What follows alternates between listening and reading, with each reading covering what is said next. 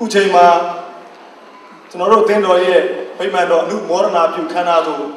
ရန်ကုန်တိုင်းဝန်ကြီးချုပ်ကိုစားတက်ရောက်လာသောရခိုင်တိုင်းရင်းသားရေးဝန်ကြီးဦးစောအေးမောင်မှအမတ်တရစကားချီးမြှင့်ပေးပါရန်လေးစားစွာပန်ကြားပါလေ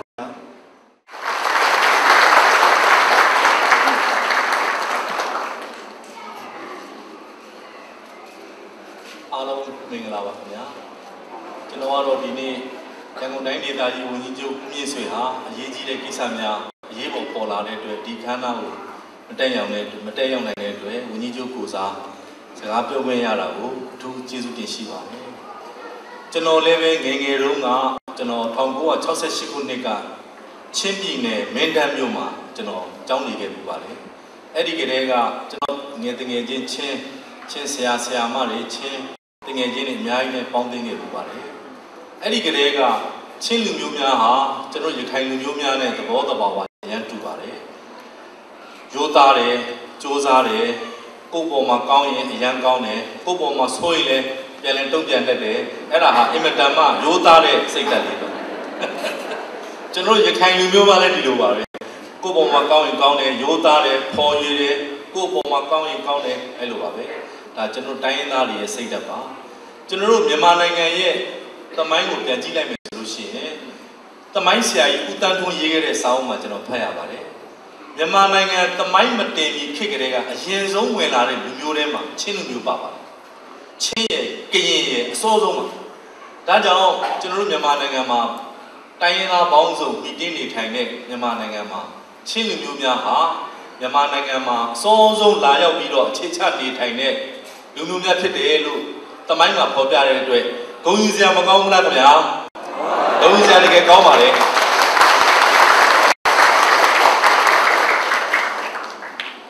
ပြီးတော့ကျွန်တော်တို့မြန်မာနိုင်ငံရဲ့လွတ်လပ်ရေးကြိုးပမ်းမှုသမိုင်းမှာဆိုလို့ရှိရင်လည်းပဲကျွန်တော်တိုင်းရင်းသားတွေအားလုံးစုစည်းစည်းနဲ့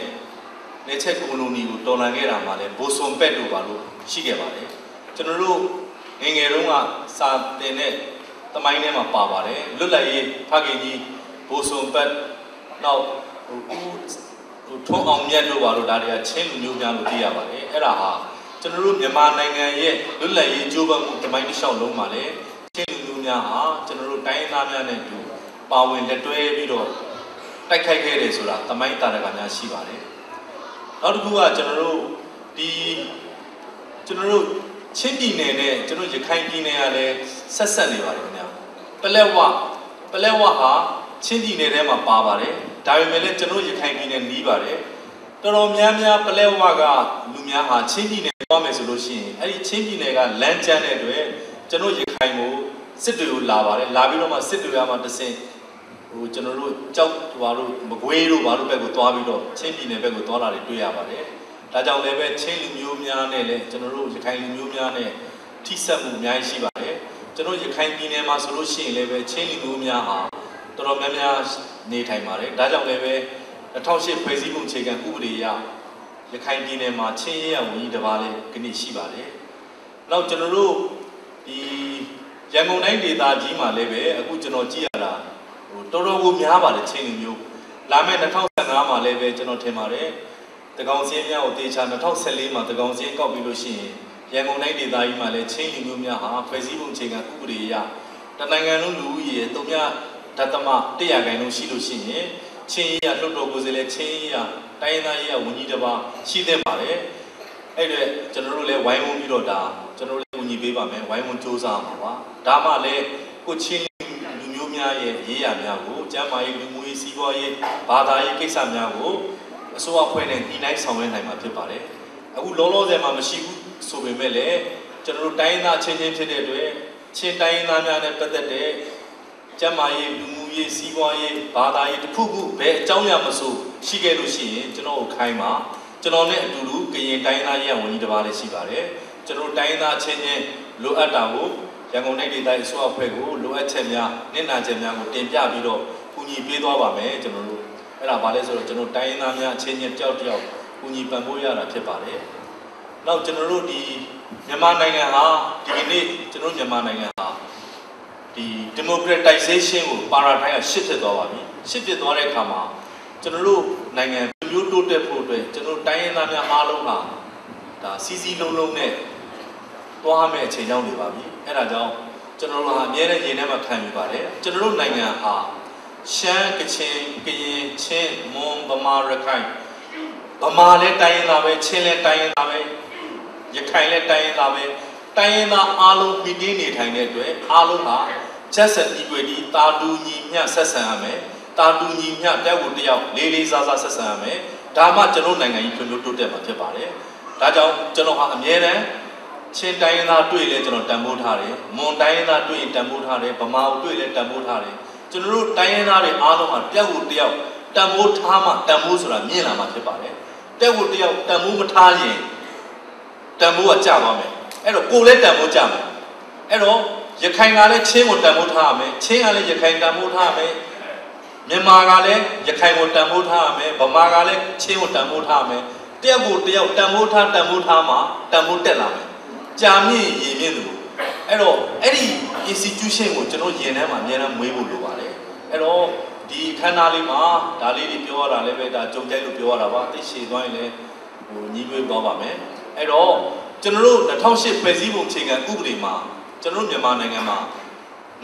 နေထိုင်သောသူများသည်မိမိတို့ကြိုက်နှစ်သက်ရာဘာသာကိုလွတ်လပ်စွာကိုယ်ကိုရှိပါတယ်ဒါအပြင်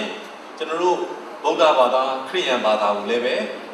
အတိအမှတ်ပြုတယ်ဆိုပြီးတော့နိုင်ငံတော်ဖွဲ့စည်းပုံအခြေခံဥပဒေမှာပါပါတယ်ဒီဟာနဲ့အညီကျွန်တော်တို့မြန်မာနိုင်ငံမှာတိုင်းရင်းသားများယုံကြည်သောဗုဒ္ဓဘာသာခရစ်ယာန်ဘာသာအစ္စလာမ်ဘာသာဟိန္ဒူဘာသာစတဲ့ဘာသာများကိုလွတ်လပ်စွာကိုယ်ကိုရှိပါတယ်ဒါကြောင့်လည်းပဲကျွန်တော်တို့မြန်မာနိုင်ငံမှာလွတ်လပ်စွာကိုယ်ပဲပြီးတော့အခုလိုချင်းလူမျိုးတွေရဲ့ကျွန်တော်တို့ဘုရားကျောင်းဒါဒီကနေ့ဖွင့်ပွဲခမ်းနားလေးကအင်မတန်မှဝန်းမြောက်ဖို့လည်းကောင်းပါတယ်ဒါဟာတိုးတက်မှုကိုပြတဲ့ develop ကိုပြတဲ့ဒါ image တစ်ခုပါဒီလူမျိုးတွေဟာစီးရုံးတယ်တိုးတက်တယ်ပညာတတ်တယ် solid ဖြစ်တယ်ဆိုတာကို image တစ်ခုပါဒီတီးတိမ်ဘုရားကျောင်းကြီးကိုဒီလိုခမ်းနားစွာဒီခမ်းနားကြီးကိုဒီ နိုင်ငံရေးစကားနဲ့ပြောမယ်ဆို infrastructure ကျွန်တော်တို့ဘာသာရေးကပြောမယ်ဆိုရင်တော့ဒါခရိယန်သာသနာအဆောက်အဦဗိမာန်တော်ကြီးပေါ့ဒီလိုတိတ်တိတ်ဖြစ်ချင်းခရိယန်အသင်းတော်ကြီးရဲ့ဒီလိုသာသနာအဆောက်အဦဗိမာန်တော်ကြီးပေါ်ပေါက်လာတယ်ဆိုတာချင်းလူမျိုးတွေရဲ့ကျွန်တော်တို့ capacity မြင့်တာကိုပြတယ်ပါနောက်တစ်ခုကပညာတတ်တာကိုပြတယ်နောက်တစ်ခုကစီးလုံးညီညွတ်မှုပြတယ်နောက်တစ်ခုကကြွယ်ဝချမ်းသာမှုကိုလည်းပြပါတယ်အဲ့တော့ဒီလိုမျိုး capacity မြင့်လို့ဒီဆောက်ဦးဖြစ်လာတာဒီဆောက်ဦးဖြစ်လာတာကိုကျွန်တော်တို့ကဒါဒီလူမျိုးဒီတိတိမြင့်ချင်းခရိယန်အသင်းတော်ရဲ့ဒါ capacity မြင့်တယ်လို့ကျွန်တော်မြင်ပြီးတော့ကျွန်တော်ဉာဏ်ထဲမှာပီတိဖြစ်ပါတယ်ဒီအဆောက်အဦကြီးရေရှည်တည်တံ့ခိုင်မြဲပြီးတော့ရေရှည်ဖွံ့ဖြိုးတိုးတက်သွားဖို့လည်းအရင်ကြီးပါတယ်အဲ့တော့ဒီထဲမှာကြုံကြိုက်တုံးလေးအသင်းတစ်ခုရေရှည်တည်တံ့ဖို့အတွက်ဥဆောင်ဥရွက်လုပ်တဲ့လူတွေဟာအများနဲ့အနစ်နာခံရတယ်အလုပ်လုပ်ရတယ်တစ်ခါတရံမှာ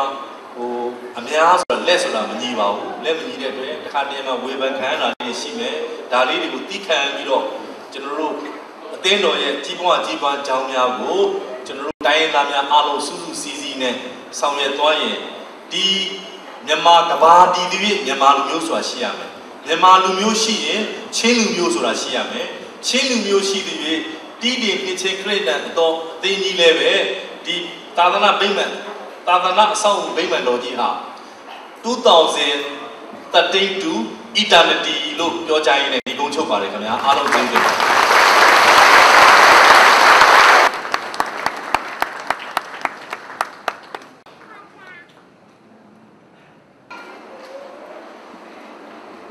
အမတ်တရားစကားချီးမွမ်းရုံနဲ့မကကျွန်တော်တို့လူမျိုးအတွက်ပါကျွန်တော်တို့ကိုချီးမွမ်းတော်ပြရတဲ့ရခိုင်တိုင်းသားရေးဝန်ကြီးဦးစောအေးမောင်ကိုကျွန်တော်အသင်းတော်ကိုစားအထူးပဲကျေးဇူးတင်ရှိကြောင်းပြောကြားလိုပါတယ်ခင်ဗျာ